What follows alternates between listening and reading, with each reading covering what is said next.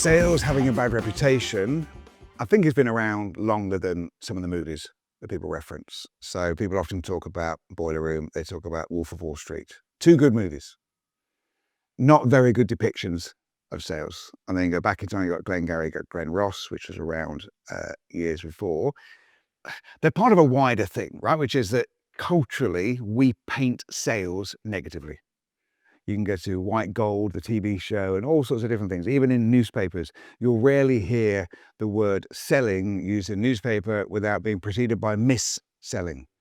And so step by step, little by little, year after year, decade after decade, sales has this bad reputation.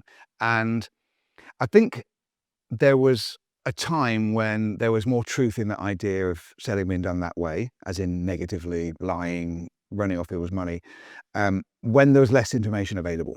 So in the days when you could just be calling somebody up, but there was no internet, it's very difficult to check details on anybody, I would suggest that bad sales tactics had much higher chance of being successful in those times.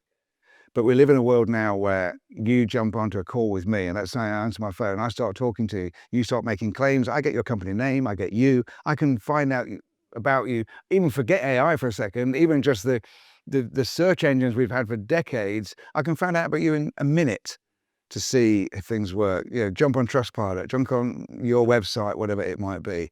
And so actually, when you look at the amount of space, if you like, for negative, aggressive, unpleasant sales tactics to work, i.e. closing deals, and then work consistently over a period of time, unbelievably difficult to do now. And great, that's great news, because we don't want that image of sales. Nobody wants to be sold that way.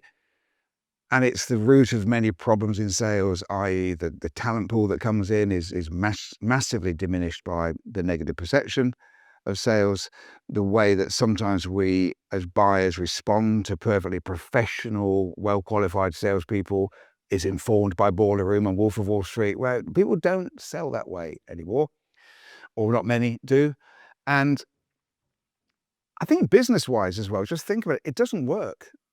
It doesn't work on the long-term side of things. You could get away with some dodgy sales tactics probably still today in certain settings, maybe face-to-face with people in the street, where it might be, but it wouldn't last long, because it would come out that you were doing it and people would find it online, and then you'd have to move on to do something else. So no doubt Boiler Room, Wolf of Wall Street, they have, I think, perpetuated rather than created an idea about what sales is, but it's out of date.